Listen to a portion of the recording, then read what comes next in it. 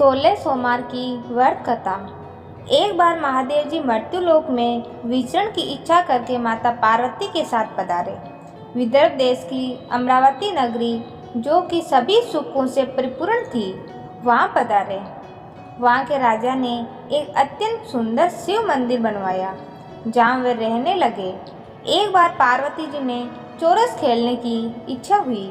तभी मंदिर में पुजारी के प्रवेश करने पर माताजी ने पूछा कि इस बाजी में किसकी जीत होगी। तो ब्राह्मण ने कहा कि महादेव जी की, लेकिन पार्वती जी जीत गई। तब ब्राह्मण को उन्होंने झूठ बोलने के अपराध में कोठी में होने का श्राप दिया। कई दिन के पश्चात देवलोक की अप्सराएं उस मंदिर में पधारी और पुजारी को देखकर उनसे कारण पूछा। पुजारी ने निसंकोच सब बताया।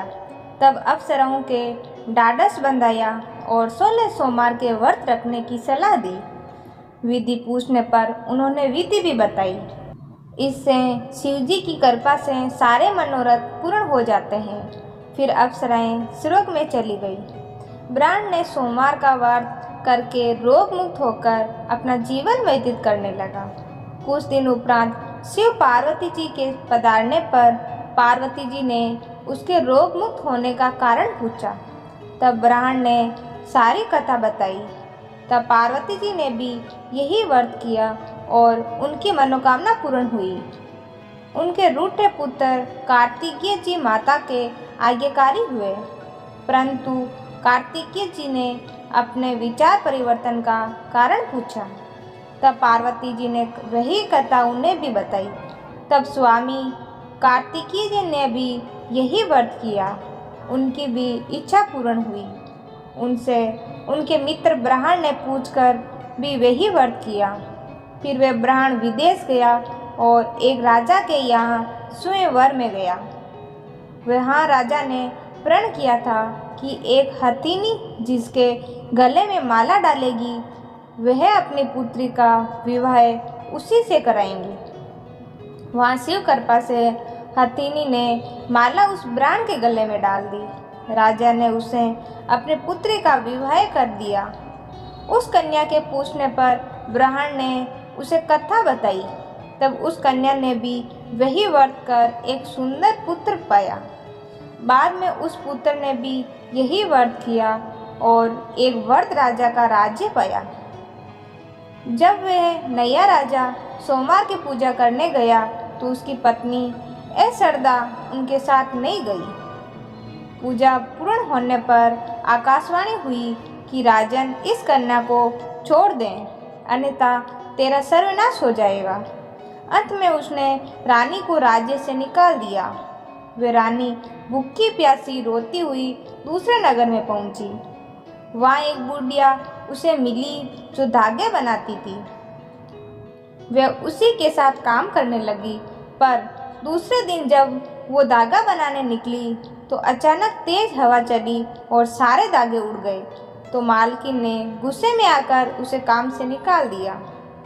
फिर रोते फिरते वे एक तेली के घर पहुंची। तेली ने उसे काम पर रख लिया, पर उसने भंडार घर में जाते ही तेल के बर्तन गिर गए और सारा तेल बह गया। तो उस तेली ने भी उसे घर से निकाल दिया। इस प्रकार सभी जगह से निकाले जाने के बाद वे एक सुंदर वन में पहुंची। वहाँ के तालाब से पानी पीने के लिए जब आगे बढ़ी तो तालाब सूख गया। केवल थोड़ा पानी बचा था, जो भी दूषित था। उसी पानी को पीकर वो एक वृक्ष के नीचे बैठ गई, परंतु उस वृक्ष के पत्ते जड़ गए। इस तरह इस वृक्ष के नीचे से गुजरती वह वृक्ष पत्तों से विहीन हो जाता। इस प्रकार सारा वन ही सूखने को आया। ये देखकर कुछ चरवाहे उस रानी को लेकर एक शिव मंदिर के पुजारी के पास ले गए। वह रानी ने पुजारी के आग्रह से सारी बात बताई और सुनकर पुजारी ने कहा कि तुम्हें शिव का श्राप लगा है। रानी ने विनती करके पूछा तो पुजारी ने इसे निदान का उपाय बताया और सोमवार व्रत की विधि बताई। रानी ने तन मन से व्रत पूरे किए, और शिव की कृपा से 17वें सोमवार को राजा का मन परिवर्तन हुआ। राजा ने रानी को ढूंढने दूत भेजे। पता लगने के बाद राजा ने बुलावा भेजा, पर पुजारी ने कहा राजा को स्वयं भेजो। इस पर राजा ने विचार किया और स्वयं पहुँचे। राजा रानी को लेकर वापस दरबार पहुँचे और उनको वापस उनका स्थान दिया। संपूर्ण शहर में खुशियाँ मनाई गई। राजा ने गरीबों को काफ़ी दान दक्षिणा दी और शिव के परम भक्त होकर नियम पूर्वक 16 सोमवार का व्रत करने लगे और संसार के सारे सुख को भोगकर अंत में शिव धाम गए। इस प्रकार जो भी मन लगाकर श्रद्धापूर्वक पूरे नियम से 16 सोमवार का व्रत करेगा, वह इस लोक में परम सुख को प्राप्त कर अंत में परलोक में मुक्ति को प्राप्त होगा। दोस्तों, यह शिव पार्वती की कहानी अच्छी लगी तो लाइक और शेयर जरूर करें। ये कहानी सुनने के लिए बहुत बहुत धन्यवाद।